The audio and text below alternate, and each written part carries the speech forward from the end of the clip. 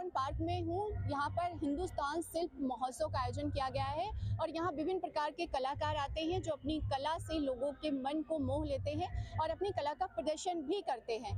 अब मेरे साथ इस समय गौरव श्रीवास्तव जी जुड़े हैं जो अभी देखने में तो आपको बहुत छोटे लगेंगे। मैं यहाँ पर एक दोहे का प्रयोग कर सकती हूँ, ससैया के दोहरे जो नाविक के तीर, देखन में छोटे लगे घाव करे गंभीर। देखने में छोटे हैं लेकिन अपनी काव्य जगत में इन्होंने एक विशेष पहचान बनाई है और इन्होंने आज सबसे बड़ी बात है कि यहाँ पे काव्य सम्मेलन का आयोजन किया है। जैसा कि काव्य सम्मेलन का आयोजन करना बहुत ही कठिन होता है क्योंकि विभिन्न प्रकार के कवियों को बुलाना होता है, उनकी सेवा भगत करनी होती है, उनको यथोचित सम्मान देना होता है, तो ये बहुत बड़ी बात होती है। और कवि सम्मेलनों में जाना तो बहुत आसान होता है कि हम वहाँ पर जाते हैं और अपना काव्य पाठ करके चले आते हैं, लेकिन जब हम किसी चीज़ का आयोजन करते हैं तो उसके लिए बड़ी रूपरेखा तैयार करनी पड़ती है। अब मैंने बहुत कुछ बोल लिया, मैं ज़्यादा नहीं बोलती हूँ।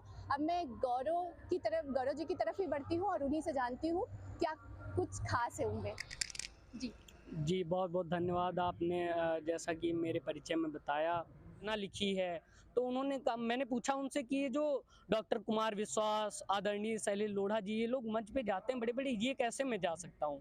मैंने उनसे पूछा तो उन्होंने कहा, बेटा आपको अगर जाना है मंच पे तो आपको कलम में धार लानी पड़ेगी। जी। तो वही कलम में धार कैसे लानी, वो मैं कार्य कर रहा हूँ।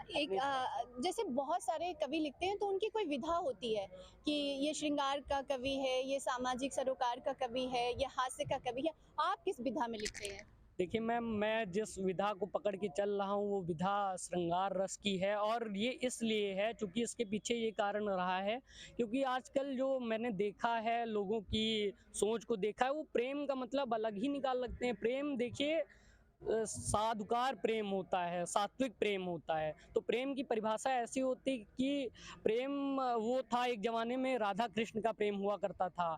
आज प्रेम ऐसा है, आज प्रेम किया कल ब्रेकअप, परसों स्टेटस लगा दिया कि छूट गया ये प्रेम। तो ऐसा प्रेम हमें नहीं चाहिए। तभी उन लोगों को, देखिए कवि होता है समाज का दर्पण, तो उन लोगों को सिखाने के लिए मैंने कदम बढ़ाया प्रेम की ओर। तो श्रृंगार में लिखता हूँ, इसीलिए श्रृंगार लिखता हूँ कि लोग समझे प्रेम है क्या एक्चुअल में। लेकिन मैंने देखा है कि आपने रामचंद्र पे भी बड़ी कविताएं की हैं, तो रामचंद्र पे कविता करने का क्या मतलब? शुरुआत से आपके घर का माहौल ऐसा रहा है और राम को तो हमें लगता है कि कोई ऐसा नहीं होगा जो नकार सके उनकी चीज़ों को। तो आपको राम पे लिखने की प्रेरणा कहाँ से मिली? जी, देखिए मैं जब छोटा था तो घर पे बाहर हनुमान जी का मंदिर बना है, तो वहाँ पिताजी और अन्य लोग जो है मिलकर के सुंदरकांड का पाठ करते थे हर मंगलवार।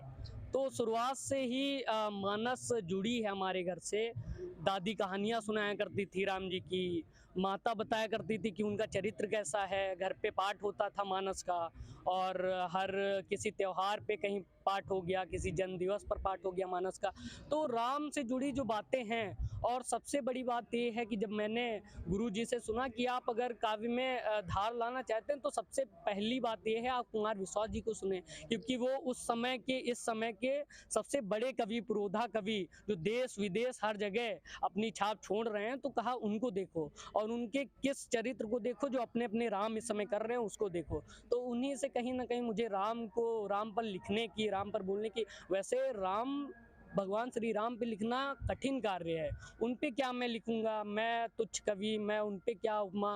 लेकिन अलग अलग कवियों में तुलसी बाबा ने राम की बात की और रामधारी सिंह दिनकर जी ने राम की बात की। तो और हिंदी साहित्य, आप जैसे कुमार विश्वास को अपना प्रेरणा स्रोत मानते हैं, उनको आदर्श कवि मानते हैं, आप आज के युवाओं को क्या प्रेरणा देना चाहेंगे?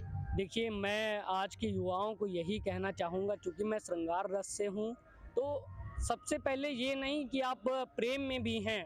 देखिए अगर दोनों तरफ प्रेम आपको 100% मिल रहा है तो ठीक है, आप रहें प्रेम में, पर उस माँ को मत भूलें जिन्होंने आपको बचपन में आपको बोलना सिखाया। पहला शब्द हम लोग बोलते हैं माँ, तो उस माँ को प्रेम में आप ना पीछे छोड़ें, उसको भी उतना ही प्रेम दें जितना आपकी अपनी प्रेमिका को देते हैं, जितना अपनी पत्नी को देते हैं। तो युवाओं से मैं यही कहना चाहूँगा कि प्रेम का जो मतलब है, पहले प्रेम पढ़ें, प्रेम जानें, तब आप प्रेम की बात करें। ऐसे प्रेम